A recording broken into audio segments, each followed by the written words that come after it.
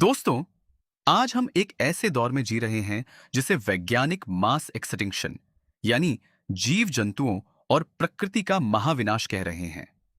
हमारी धरती लगभग 4.5 अरब साल पुरानी है, लेकिन इंसानों ने यहां कदम रखने के बाद से इसके साथ क्या किया? हमने कुछ ही समय के भीतर इस खूबसूरत ग्रह पर क्लाइमेट ब्रेकडाउन, जैव विविधता का नुकसान और पूरे इकोसिस्टम को तबाह करके रख दिया है। आज हमारी धरती गंभीर रूप से बीमार है और इस बीमारी की वजह कोई और नहीं, हम और आप हैं। हमने सोचा कि प्रकृति के ये संसाधन कभी खत्म नहीं होंगे और इसी लापरवाही में हमने पर्यावरण का गला घोंट दिया है। लेकिन आखिर ये नेचुरल रिसोर्सेज यानी प्राकृतिक संसाधन हैं क्या? और इनकी असली कीमत क्या है? हर वो चीज जो हमें सीधे प्रकृति से मिलती है और हमारी जिंदगी को चलाने के लिए सबसे जरूरी है, वो प्राकृतिक संसाधन है। ये हवा जिससे हम हर पल सांस लेते हैं, ये पानी जो हमारी प्यास बुझाता है, ये सूरज की रोशनी जो पूरी धरती को ऊर्जा देती है, और ये जंगल हैं, और इसके साथ ही फॉसिल फ्यूल्स यानी कोयला, पेट्रोल और डीजल, जिन्होंने इंसानी तरक्की की रफ्तार को मुमकिन बनाया है। ये संसाधन हमारे लिए बेहद कीमती है, लेकिन सबसे जरूरी बात यह है कि हमें इन सभी संसाधनों के बीच एक सही संतुलन बनाकर चलना होगा। जब ये संतुलन बिगड़ता है, तभी प्रकृति का प्रकोप शुरू होता है।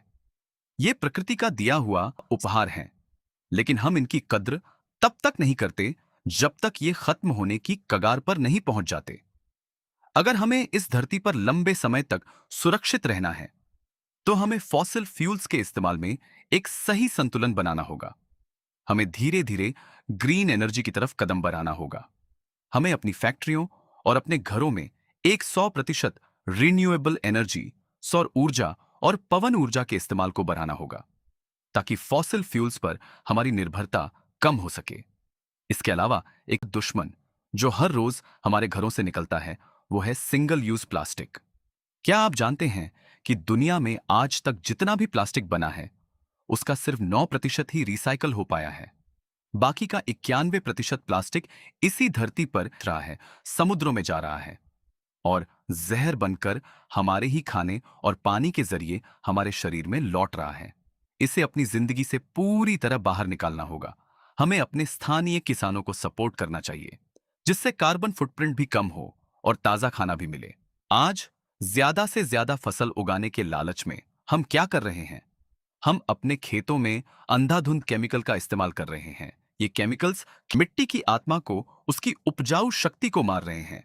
अगर हमने आज इन केमिकल्स का सही और सीमित इस्तेमाल नहीं किया, तो याद रखिए, आने वाले भविष्य में हमारी आने वाली पीढ़ी को एक स्वस्थ मिट्टी तक नसीब नहीं होगी। और अगर मिट्टी ही बीमार और बंजर होगी, तो उससे उगने वाला अनाज कैसा होगा? जब मिट्टी स्वस्थ नहीं होगी, तो हमारा भविष्य कैसे स्वस्थ रहेगा? लेकिन क्या अब सब कुछ खत्म हो चुका है? नहीं, अभी भी वक्त है संभलने का। हमें नेचुरल क्लाइमेट सॉल्यूशंस की तरफ बढ़ना होगा, बल्कि अपने मैंग्रोव जंगलों, दलदली इलाकों और मूंगा चट्टानों की रक्षा करनी होगी। ये प्रकृति के वो सुपर हीरोज हैं जो पर्यावरण से सबसे ज्यादा कार्बन को सोखकर धरती के तापमान को काबू में रखते हैं।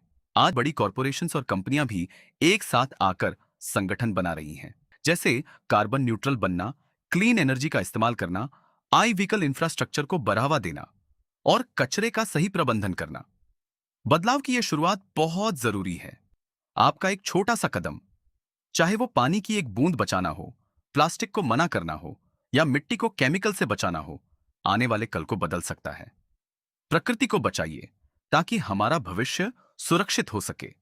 प्राकृतिक संसाधन बचाएं, भविष्य सुरक्षित बनाएं। अगर आपको यह वीडियो पसंद आई और आप इस बदलाव का हिस्सा बनना चाहते हैं, तो इसे दूसरों के साथ शेयर जरूर करें।